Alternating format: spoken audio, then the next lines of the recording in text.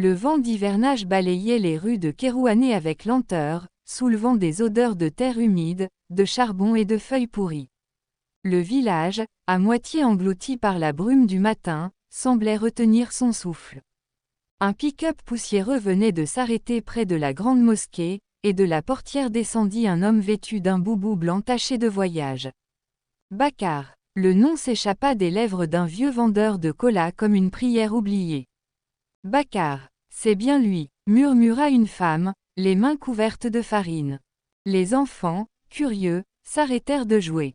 On aurait dit que le vent lui-même s'était arrêté pour le regarder. Autrefois, son visage apparaissait à la télévision, derrière les pupitres des conférences, dans les palais dorés d'Abidjan et de Dakar. Il avait été ministre, le plus jeune de son gouvernement. On disait qu'il avait la parole du serpent et le sourire de Dieu. Mais aujourd'hui, il n'était plus qu'un homme amaigri, les épaules courbées, la barbe poivre et sel, le regard vide. Ses chaussures, couvertes de boue, semblaient raconter un long exil. Il s'arrêta au milieu de la rue principale. Devant lui, l'école où il avait appris à lire était en ruine, les murs effrités, le toit arraché par les pluies. Des souvenirs lui remontèrent à la gorge, la voix d'un instituteur au sourire doux, un cahier neuf, une phrase tracée maladroitement en bleu. Plus grand que, l'honnêteté vaut mieux que l'or. Il détourna les yeux, trop tard pour les leçons. La maison de son enfance se trouvait au bout du village, derrière un manguier tordu. Elle n'avait pas changé, si ce n'est la poussière du temps. Les volets pendaient, la porte grinçait. Une femme âgée, au visage ridé comme la terre sèche, sortit en s'appuyant sur un bâton. Bakar. Sa voix tremblait. Tu es revenu. Il baissa la tête. Oui, maman. Elle ne bougea pas. Le silence entre eux était lourd, traversé seulement par le bruissement des feuilles. Pourquoi maintenant? Demanda-t-elle enfin. Je suis fatiguée. Fatiguée de quoi? Du pouvoir. De tes mensonges. Il voulut répondre, mais rien ne sortit. Elle détourna le regard, essuya une larme discrète, et entra dans la maison. Il la suivit, lentement. À l'intérieur, tout semblait figé, les portraits anciens, les calebasses, la vieille radio qui ne chantait plus. Bakar posa sa valise près du lit de paille. J'aimerais rester quelques jours. Tu peux rester autant que le ciel te le permettra, répondit-elle, sans le regarder. Le soir, le muezzin appela à la prière. Le ciel se couvrit d'un bleu froid, et les premières étoiles tremblèrent au-dessus des toits de tôle. Bakar sortit, attiré par les bruits du village. Il marcha sans but, les mains dans les poches, saluant les gens qui le fuyaient du regard. Devant la mosquée, un groupe d'hommes discutait à voix basse. C'est lui, le ministre. Oui, il revient quand tout est fini. On dit qu'il a fait tuer Amadou, le maître d'école. Chut, le nom résonna dans sa tête comme un coup de tonnerre, Amadou. Il sentit ses jambes trembler. Cela faisait 20 ans, mais ce nom, lui, n'avait jamais quitté ses cauchemars. Sur le chemin du retour, la pluie commença à tomber, fine et froide.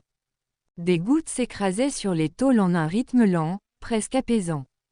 Bakar leva les yeux vers le ciel. Des nuages lourds s'amoncelaient, charriant une lumière blafarde.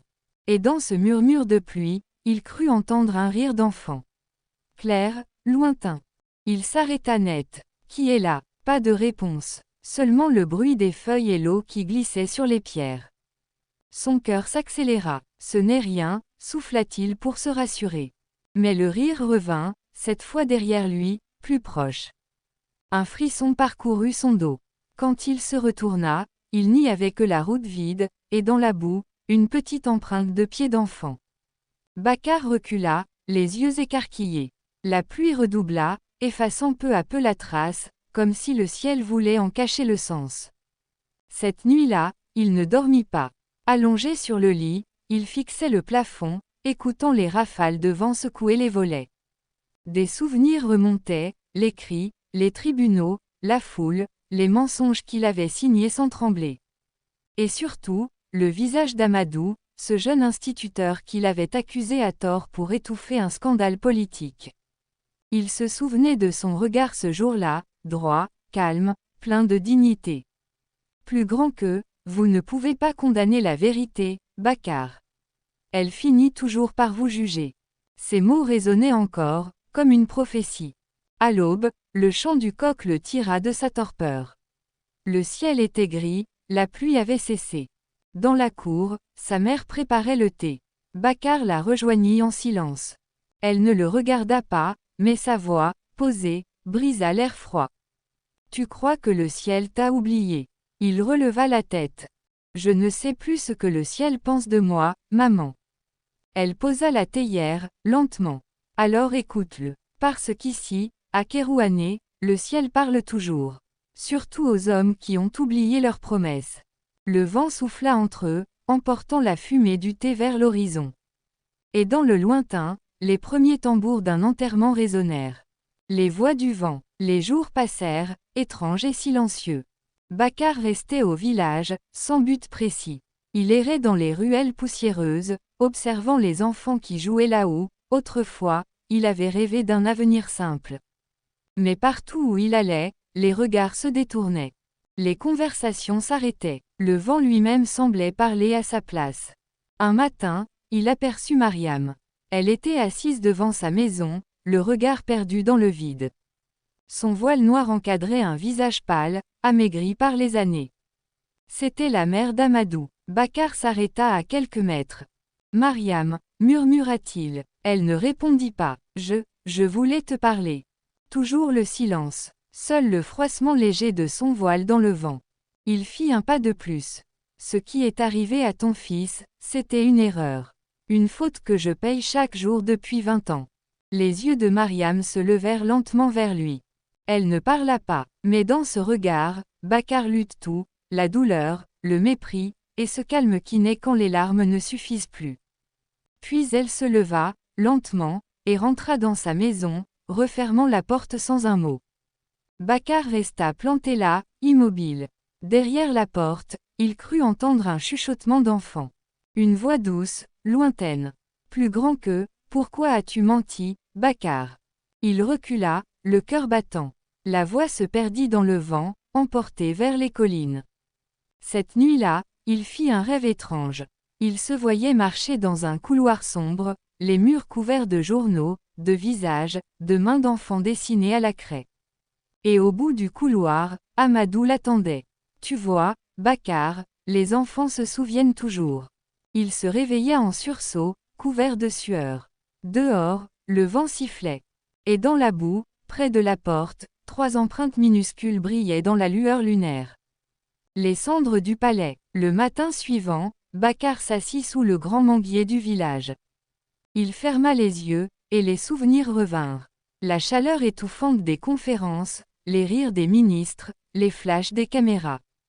Et au centre de tout cela, lui, Bakar le puissant, Bakar le sauveur du peuple. Amadou, lui, n'était qu'un jeune instituteur, trop honnête, trop naïf. Il avait découvert que le ministère détournait des fonds destinés aux écoles rurales.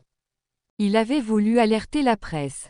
Alors Bakar avait choisi, sauver sa carrière, ou sauver la vérité. Le reste, il préférait l'oublier, les faux témoignages, la condamnation d'Amadou, la cellule sans lumière. Puis, un jour, la rumeur de sa mort. Un malaise en prison, disait-il. Mais Bakar savait, à chaque pluie, à chaque vent, ce souvenir revenait. Et maintenant, dans le silence du village, il ne pouvait plus l'étouffer. Le soir, il alla s'asseoir près de la rivière. La lune dessinait sur l'eau des reflets d'argent. Samba, le jeune instituteur, s'approcha de lui. Vous êtes Bakar, n'est-ce pas? Oui, je suis Samba. J'ai repris l'école qu'Amadou avait ouverte ici, avant. Il s'interrompit. Bakar baissa la tête. Avant sa mort, compléta-t-il. Samba hocha la tête. Il voulait que chaque enfant sache lire, même ce que personne ne regarde. Il disait toujours, l'ignorance est une prison sans mur. Bakar sentit ses yeux le brûler. Il disait vrai, souffla-t-il. Vous devriez venir à l'inauguration de la nouvelle école demain. Elle portera son nom. Puis Samba s'éloigna, laissant Bakar seul avec le vent et la rivière. Dans le reflet de l'eau, il crut voir des silhouettes d'enfants marcher pieds nus sur la surface. Leurs pas ne faisaient aucun bruit. L'école des vivants. Le lendemain, tout le village s'était rassemblé. Les femmes portaient leurs plus beaux pagnes, les enfants chantaient. Devant le bâtiment neuf aux murs blancs, Samba se tenait sur une petite estrade. Son discours était simple, sincère. Cette école est dédiée à celui qui nous a appris que la vérité vaut plus que la peur. À Amadou. La foule applaudit. Et, parmi elles, une silhouette discrète restait à l'écart, Mariam, voilée, immobile. Ses yeux, humides, ne quittaient pas le ciel. Bakar, lui, observait la scène de loin, dans l'ombre d'un arbre. Il n'applaudit pas, il ne pouvait pas, ses mains tremblaient. La voix de Samba résonnait comme une prière. Que cette école soit un lieu de lumière pour nos enfants, afin que plus jamais l'injustice ne parle plus fort que la vérité. Les enfants rirent, agitant des petits drapeaux. Bakar sentit une larme couler sur sa joue. Pour la première fois depuis 20 ans, il pleura. Quand tout le monde partit, il resta seul face à l'école. Le ciel s'assombrit. La pluie commença à tomber, lente, fine. Dans une flaque, il vit son reflet, et derrière lui, fugitif, celui d'un enfant au sourire calme. La nuit du jugement. Cette nuit-là, le vent souffla plus fort que jamais. Le ciel, gonflé de nuages, crachait des éclairs pâles. Bakar, incapable de dormir, sentit une présence l'appeler. Une voix intérieure, douce, insistante. Plus grand que vient. Il enfila son manteau et sortit. La pluie avait cessé. L'air était lourd, presque figé. Il marcha vers le cimetière, guidé par la lueur bleue de la lune filtrant entre les nuages. Le portail grinça doucement. Là, parmi les pierres moussues, il avança jusqu'à la tombe d'Amadou. Il s'agenouilla. « Je suis venu », murmura-t-il. Sa voix se brisa. « Je n'ai plus rien à donner, sinon mes regrets. » Le silence lui répondit d'abord. Puis, un bruissement étrange dans la boue. Autour de lui, de petites empreintes d'enfants apparaissaient, l'une après l'autre, formant un cercle parfait. Le vent s'arrêta. La lune éclaira la scène d'une lumière froide. Les empreintes luisaient faiblement, comme des lucioles. Bakar regarda autour. Personne. Mais il sentit une chaleur, douce, presque humaine, l'envelopper. Alors une voix, celle d'Amadou, sembla surgir du vent. Plus grand que ce n'est pas la vengeance, Bakar. C'est la mémoire. Ses jambes cédèrent. Il tomba à genoux, les larmes mêlées à la boue. Pardonne-moi. Le cercle d'empreintes se mit à luire plus fort. Un souffle d'air glacé passa sur son visage. Puis tout devint silencieux. Au matin, on retrouva Bakar étendu sur la terre humide, les yeux ouverts vers le ciel. Le cercle avait disparu, ne laissant qu'une légère brume. Et sur la pierre d'Amadou, quelqu'un, ou quelque chose, avait gravé 3 mots. Plus grand que, la justice du ciel. Le matin s'éveilla lentement sur Kerouané. Un voile de brume glissait encore sur les collines, et les premiers chants d'oiseaux semblaient craindre de troubler le silence. Le village dormait encore lorsque Samba aperçut une forme allongée près du vieux cimetière. Il s'approcha, le cœur serré. Bakar gisait là, sur la terre humide, les yeux grands ouverts vers le ciel. Son visage, étrangement apaisé, ne montrait ni douleur ni terreur, seulement une sorte de paix, fragile et profonde. Autour de lui, la boue portait encore les traces de petites empreintes. Mais au fur et à mesure que le soleil montait, elle s'effaçait doucement, comme si le ciel refermait son secret. Samba se signa. « Que Dieu te juge avec vérité, Bakar », murmura-t-il. Dans le village, la nouvelle se répandit comme un murmure. Certains dirent qu'il avait été frappé par le remords, d'autres qu'il avait été puni par les esprits des enfants. Mais Mariam, elle, resta muette. Elle alla seule au cimetière, le soir même. Le vent s'était calmé. La lune montait, claire et bleue, sur les pierres moussues. Elle s'agenouilla près du corps qu'on avait recouvert d'un linceul, puis posa une main tremblante sur la terre fraîche. « Tu as menti, Bakar, dit-elle doucement. Une pause. Mais tu as payé. » Elle leva les yeux vers le ciel. Les nuages s'écartaient lentement, laissant apparaître une lueur pâle. « Et moi aussi, j'ai assez pleuré. » Elle ferma les yeux. Dans le vent léger, elle crut entendre un rire d'enfant, pas moqueur, mais joyeux, clair, comme celui d'Amadou quand il revenait de l'école, les cahiers serrés contre sa poitrine. Une larme roula sur la joue de Mariam, puis un sourire discret effleura ses lèvres. Pour la première fois depuis 20 ans, elle sentit que le silence pesait moins lourd. Quelques semaines plus tard, Samba organisa une cérémonie au pied du grand manguier. L'école ouvrit ses portes sous un ciel clair. Une plaque en fer fut fixée au mur, portant une inscription. Plus grand que École Amadou Diarra, la vérité libère. Les enfants riaient, couraient dans la cour. Mariam, voilée de blanc cette fois, assise au fond, observait la scène. Et sur la petite estrade, Samba leva la main pour calmer les voix. Aujourd'hui, nous célébrons non pas la mort, mais la leçon du destin. Le mensonge peut construire un palais, mais la vérité bâtit une école. Que ce lieu soit le nôtre. Les applaudissements éclatèrent. Le vent, doux et frais, fit onduler les drapeaux. Et quelque part dans la lumière du soir, une ombre semblait se tenir un instant sous le manguier, celle d'un homme en boubou blanc, tête levée vers le ciel. Épilogue. La tombe d'Amadou et celle de Bakar reposent désormais côte à côte, au bord du vieux cimetière.